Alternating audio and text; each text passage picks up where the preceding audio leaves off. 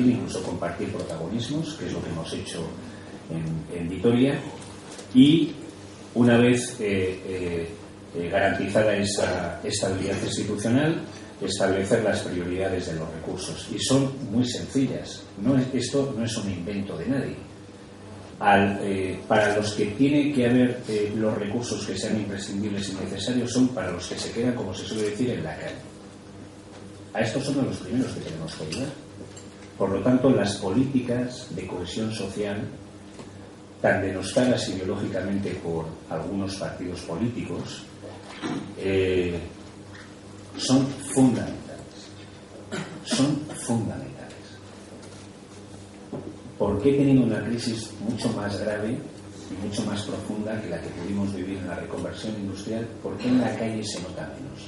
Me refiero al paisaje humano, que puede parecer ocioso por las plazas públicas o sentados en los bancos o incluso en lo que puede ser el termómetro de la conflictividad social.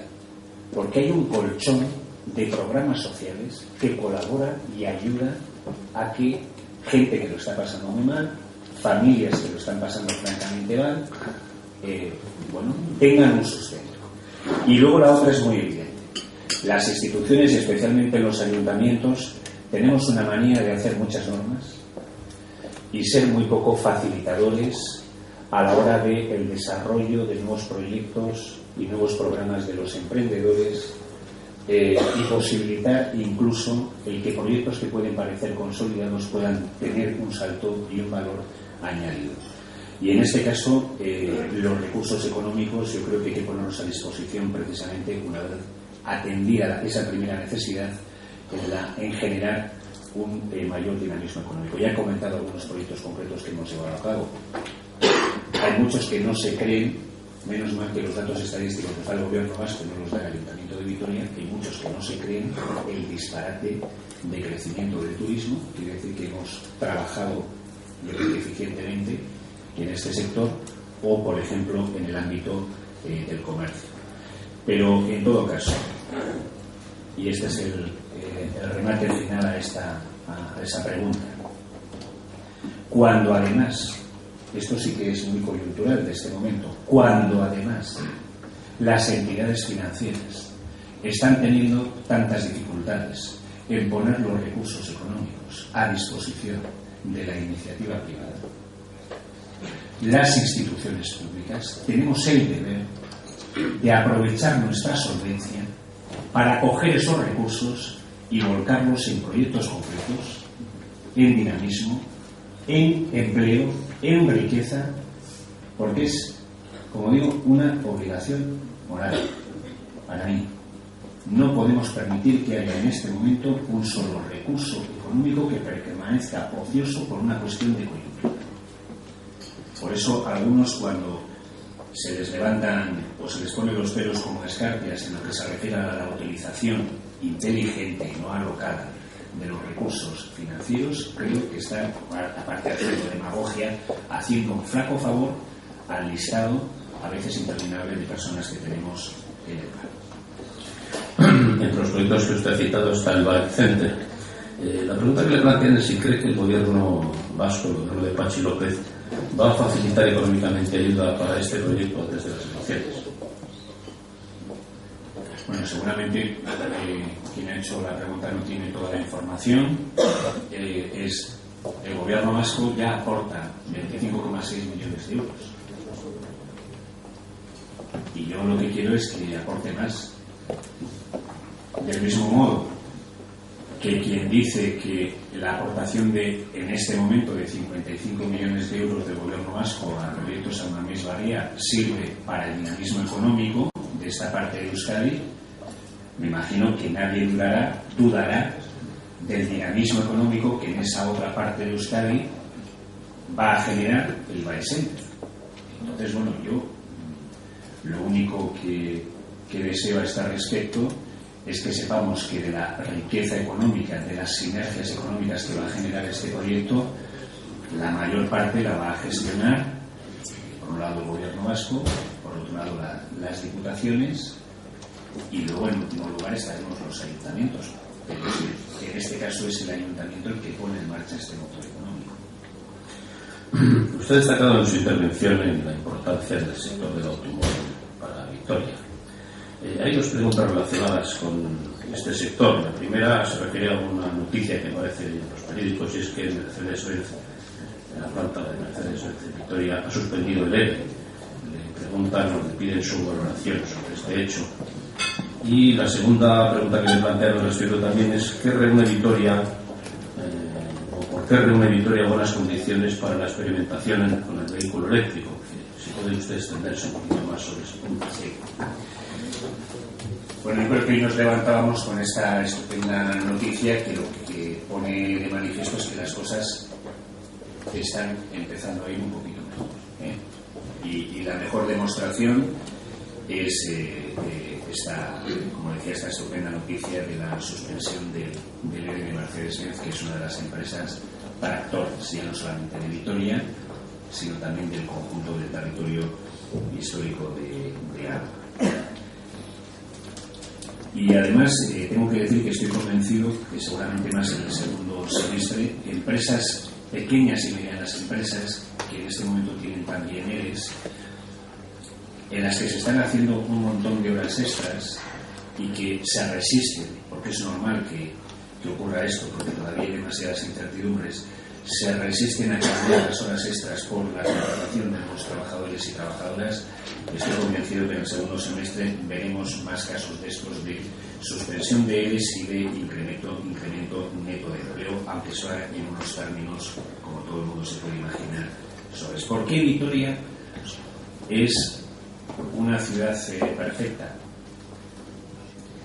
Primero, porque si yo fuese un empresario, asociaría siempre mi proyecto, sobre todo en un ámbito en el que se requiere todavía innovación, desarrollo, también una parte de investigación, porque hay incertidumbre sobre algunos aspectos tecnológicos todavía del vehículo eléctrico. Por ejemplo, el tiempo de recarga de las baterías, la autonomía de esas baterías, hasta dónde le pueden llevar, o simplemente el hecho de, si como ha ocurrido en otros desarrollos tecnológicos, si los enchufes van a ser los mismos a este lado de la Muga, y cuando hablo de este lado de la Muga ya hablo de municipios, comunidades autónomas, incluso de estados en el mundo. Claro, una vez que uno tiene un coche eléctrico se tiene que poder mover y no tener que buscar adaptadores para cargar el vehículo de las electrolineras, ¿no? Pero si yo soy un empresario, lo primero que quiero es asociarme a una marca potente como espacio y escenario. Y esa marca, o te vas a Estocolmo, o te vas a Hamburgo, o te vas a Nantes, o te vienes a Vitoria, porque somos del capital. Ese es el primer argumento, y creo que es un argumento de peso. El segundo, porque además, desde el punto de vista de orografía de la ciudad, cualquier ensayo de vehículo eléctrico, con la dimensión que tenemos tanto de extensión como además de masa crítica de población, es extrapolable al 84% de los gobiernos locales europeos. ¿Por qué? Porque el 84% de la población europea vivimos en ciudades de entre 100.000 a 500.000 habitantes. Nosotros estamos más o menos en el intermedio, por lo tanto, los ensayos en la probeta Vitoria-Gasteiz, Green Capital, son ensayos que se pueden extrapolar prácticamente a cualquier ciudad europea y a otras muchas ciudades de otros continentes que están en el mismo rango de tamaño. Y luego hay un elemento, ya sé que en función de uno vive, bueno, ya les pasaba a los antiguos, ¿no?, que pensaban que la Tierra era el centro del universo. Bueno, pues uno cuando vive en determinadas ciudades piensa que su ciudad es el centro del universo, pero lo cierto es que el centro del universo está en Vitoria, porque tienes... esto es una coña, ¿no? No vaya a ser que alguno me lo titule así. Pero Vitoria es una ciudad geoestratégicamente muy bien ubicada. ¿Por qué? Porque tenemos Santander, Bilbao, Donosti, Pamplona, Logroño y Burgos, ciudades en las que a una equidistancia, vamos a decirlo así, con las que se pueden hacer ensayos de movimientos interurbanos,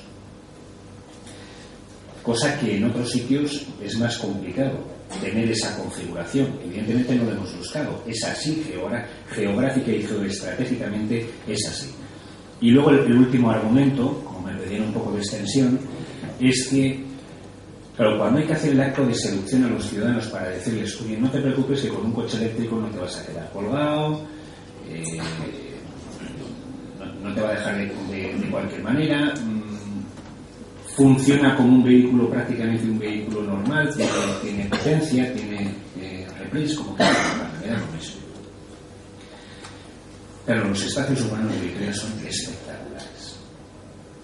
Montar los car-sharing o las electrolineras en los espacios urbanos de Vitoria es que es como cuando te asomas a una tienda y la diferencia entre el escaparatista con gusto y el no escaparatista, ¿no? Es que tú entras. Y en este caso, Vitoria-Gasteiz lo tenemos que reconocer, y no es un mérito solo de este gobierno,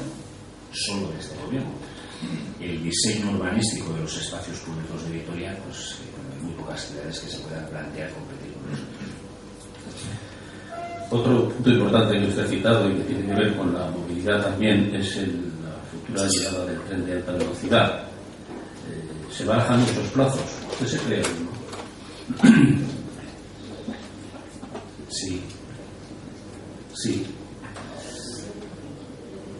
Lo que ocurre es que tenemos la costumbre de cansar a la ciudadanía porque hay un día que hay uno, siempre hay uno, que dice, pues podríamos hacer no sé qué. Y entonces a partir de ese momento se empieza a hablar, y es recurrente, como el Guadiana, que vaya surgiendo la noticia sobre ese elemento. Y al final da la sensación de que tardamos, decenios en llegar a los proyectos. Bueno, y claro que me creo los plazos, o algunos plazos. Yo creo que la alta velocidad a Vitoria-Gasteiz pues va a llegar antes que a Euskadi, porque dependemos de la conexión, entre otras cosas, es una razón también física y lógica, dependemos de la conexión Burgos-Vitoria. Todos los tramos de la Valladolid-Burgos, los que no están terminados, están en obras, por lo tanto la crisis ahí no les ha afectado porque no se han interrumpido. Es cierto que en el tramo Burgos-Vitoria, que todavía se estaba trabajando, como digo yo, en el papel, pues puede que haya un cierto retraso, pero en todo caso yo no me imagino que el tren de alta velocidad vaya a ser una realidad más allá del 2015. Yo estoy convencido que ese puede ser el año clave de la alta velocidad. Y sobre todo hay una razón también que tiene que ver con la política, ¿no? Es decir, se ha dado la conjunción necesaria de intereses institucionales para que la Y vasca no se pare a pesar de la crisis, por un lado, y que mantengan los ritmos que cuando había bonanza económica nunca tuvieron en la ejecución de los diferentes tramos de la Y vasca. Yo entiendo que algunos que piensan que Euskadi es mejor gobernarla como una burbuja, le parezca que la Y vasca y la alta velocidad le supone la apertura de demasiado aire fresco, demasiada permeabilización de los espacios urbanos, demasiada gente de fuera viniendo en cualquier momento, en cualquier minuto, a compartir con nosotros desde un pincho, un gran vino, o estar en un restaurante con 3 estrellas.